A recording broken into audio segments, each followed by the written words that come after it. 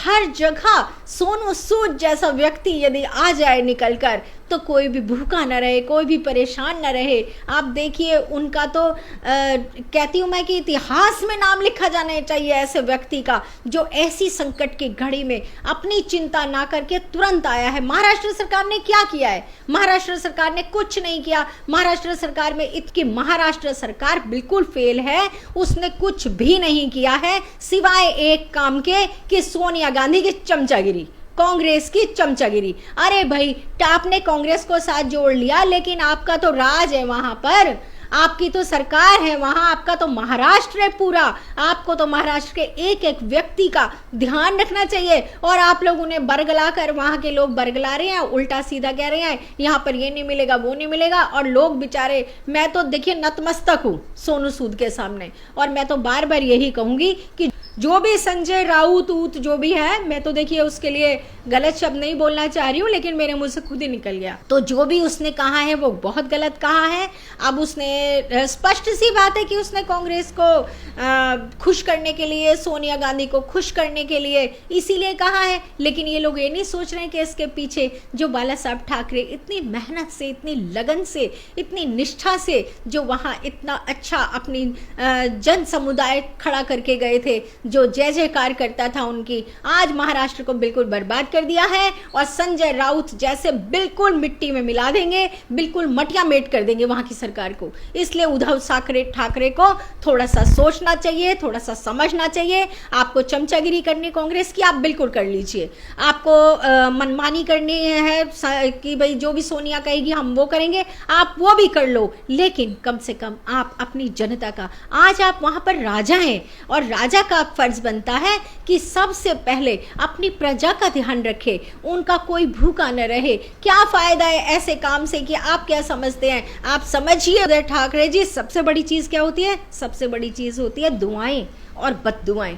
जब आप समझते हैं कि दुआओं का भी असर होता है तो बद्दुआओं का भी असर होता है। इसलिए आप उन गरीबों की, उन दुखियों की हाय मत लो। आप कुछ नहीं कर सकते, आप लोग हाथ खड़े कर दो कि हम नहीं कर सकते। आप उल्टे सीधे बयानबाजी क्यों करते हो? आप सोनू सूद काम कर रहे हैं तो आप उनका समर्थन करो। अगर आप और भी कुछ नहीं कर सकते तो कम से कम अपने ये कटाक्ष करने वाले, ये गलत शब्द बोलने वाले अपने जो सैनिक है ना, या आपके ये संजय राउत जैसे, इन लोगों को मना करो। इनको कहो कि आप लोगों के हाथ नहीं चल रहे हैं मदद के लिए, आपके पैर नहीं चल रहे हैं मदद के लिए, तो कम से कम आप अपनी वाणी पर लगाम दें, कम से कम आप अपने मुंह को बंद रखें और जो काम कर रहे हैं उन्हें काम करने दें, उन्हें बीच में कोई अड़ंगा ना अड़ाए। हमारे साथ है संयोगिता त्यागी और आज हम बात करेंगे महाराष्ट्र सरकार जिस तरीके से फेल हो गई है, वहां पर कांग्रेस, शिवसेना और एनसीपी की सरकार है, लेकिन तीनों पार्टियां पूरी तरीके से नाकाम है। वहीं पर सोनू सूद जिस तरीके से प्रवासी मजदूरों के लिए काम कर रहे हैं, दिन रात उनको घर पहुंचाने में मदद कर रहे हैं, उन पर आरोप लगा रहे हैं संजय राउत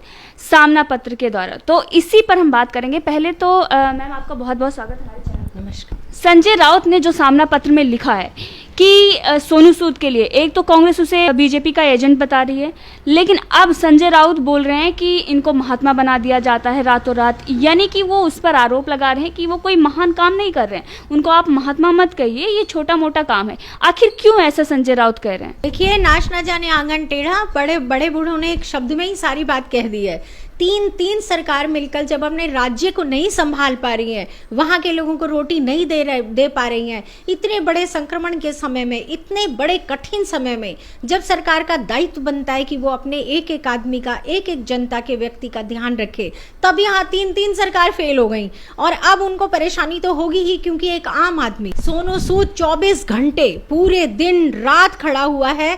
वो प्रवासियों के लिए भोजन की व्यवस्था हो, चाहे दवाइयों की व्यवस्था हो, चाहे उनको घर को भेजने की व्यवस्था हो, चाहे बस हो, चाहे ट्रेन हो, हर तरह से वो आदमी चारों तरफ से सब के लिए लगा हुआ है और उसकी जय जयकार हो रही है। जनता उसकी जय जयकार क्या हो रही है? आप कह रही हैं कि बीजेपी पर आरोप लग रहा है। भाई, बीजेपी पर क्यों आरोप लगा रहे हैं? बीजेपी ने थोड़ी ना कुछ कहा है, वो तो जनता जिनके लिए वो कर रहे हैं। जब आपको जो रोटी देता है, जो आपके लिए सुविधा करता है, जो आपका ध्यान रखता है, तो आप देखिए पूरी जनता ने उनको महात्मा बनाया है। महात्मा का अर्थ होता है महान आत्मा, यानी कि महान व्यक्ति जो किसी के लिए कोई कुछ अपना सब कुछ समर्पित कर देता है और पूरा ध्यान रखता है। अब मेरी समझ में तो बस एक ही चीज आती है कि ये तीनों की तीनों सरकार कुछ कर नहीं पा रही है, इनका हौसला बिल्कुल पस्त हो चुका है, इन्हें शर्म आ रही है, इन्हें बुरा लग रहा है, इन्हें अपने आप को निम्न स्तर पर महसूस कर रहे हैं क्योंकि सोनू सूद आज इतना अच्छा काम कर रहे हैं। और रही महात्मा शब्द की बात, तो महात्मा शब्द से तो कांग्रेस का तो बहुत पुराना जन्म जन्मांतर का बैर है।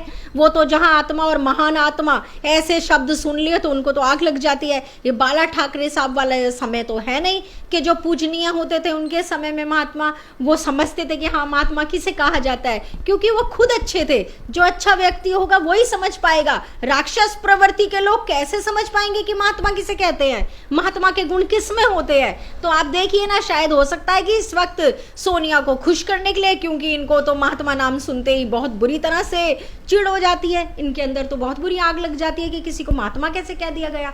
अरे भाई वो काम कर रहे हैं, आज इतना अच्छा काम कर रहे हैं वो, हम भी नतमस्तक हैं। बल्कि मैं तो कहती हूँ कि सारे देश में, सारे प्रदेश में, सारे नगरों में, जिलों में, हर जगह सोनू सूद जैसा व्यक्ति यदि आ जाए निकल कर तो कोई भी भूखा न रहे, कोई भी परेशान न रहे। आप देखिए उनका तो कहती हूँ मैं कि इतिहास में नाम लिखा जाना चाहिए ऐसे व्यक्ति का जो ऐसी संकट की घड़ी में अपनी चिंता ना करके तुरंत आया है। महाराष्ट्र सरकार ने क्या किया है? महाराष्ट्र सरकार ने कुछ नहीं किया। महाराष्ट्र सरकार में इतने भूखे मर रहे हैं वहां पर लोग, और बल्कि इन्होंने ना तो ट्रेन की व्यवस्था की, ना बस की व्यवस्था की, ना खाने की व्यवस्था की, ना दवाइयों की व्यवस्था की। नन्हे मुन्ने बच्चे, बड़े बूढ़े रेलवे स्टेशनों पर, बस स्टैंडों पर, सड़कों पर, गलियों पर इतनी बुरी तरह से, इतने बुरे हालात में थे। तो सोनू सूद ने क्या गलत कर दिया उनके लिए, उनकी मदद करके? अब इनको तो बुरा लग रहा है, क्योंकि इनके लिए सब कहेंगे, और कहेंगे क्या, ये तो स्पष्ट है, सब लोग देख रहे हैं कि महाराष्ट्र सरकार बिल्कुल फेल है। उसने कुछ भी नहीं किया है सिवाय एक काम के कि सोनिया गांधी की चमचागिरी, कांग्रेस की चमचागिरी। अरे भाई आपने कांग्रेस को साथ जोड़ लिया, लेकिन आपका तो राज है वहां पर, आपकी तो सरकार है वहां, आपका तो महाराष्ट्र है पूरा। आपको तो महाराष्ट्र के एक एक व्यक्ति का ध्यान रखना चाहिए, और आप लोग उन्हें बरगला कर, वहां के लोग बरगला रहे हैं, उल्टा सीधा कह रहे हैं यहाँ पर ये नहीं मिलेगा, वो नहीं मिलेगा। और लोग बेचारे, मैं तो देखिए नतमस्तक हूँ सोनू सूद के सामने, और मैं तो बार बार यही कहूंगी कि जो भी संजय राउत जो भी है, मैं तो देखिए उसके लिए गलत शब्द नहीं बोलना चाह रही हूँ, लेकिन मेरे मुंह से खुद ही निकल गया। तो जो भी उसने कहा है वो बहुत गलत कहा है।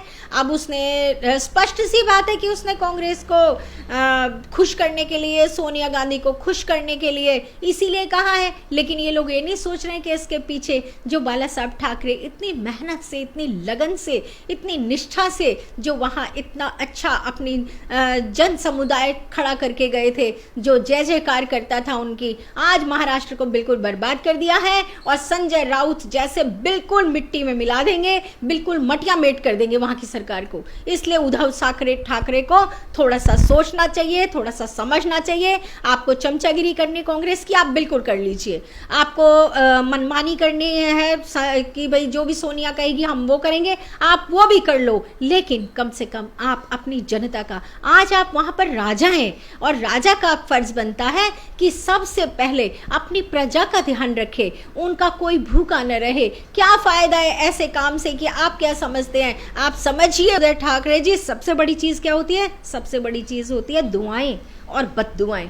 जब आप समझते हैं कि दुआओं का भी असर होता है तो बद्दुआओं का भी असर होता है। इसलिए आप उन गरीबों की, उन दुखियों की हाय मत लो। आप कुछ नहीं कर सकते, आप लोग हाथ खड़े कर दो कि हम नहीं कर सकते। आप उल्टे सीधी बयानबाजी क्यों करते हो? आप सोनू सूद काम कर रहे हैं तो आप उनका समर्थन करो। अगर आप और भी कुछ नहीं कर सकते तो कम से कम अपने ये कटाक्ष करने वाले, ये गलत शब्द बोलने वाले अपने जो सैनिक है ना, ये आपके ये संजय राउत जैसे, इन लोगों को मना करो। इनको कहो कि आप लोगों के हाथ नहीं चल रहे हैं मदद के लिए, आपके पैर नहीं चल रहे हैं मदद के लिए, तो कम से कम आप अपनी वाणी पर लगाम दें, कम से कम आप अपने मुंह को बंद रखें, और जो काम कर रहे हैं उन्हें काम करने दें, उन्हें बीच में कोई अड़ंगा ना अड़ाए। अभी कुछ दिन पहले सोनू सूद की तारीफ और उनसे मुलाकात राज्यपाल ने भी की थी महाराष्ट्र में।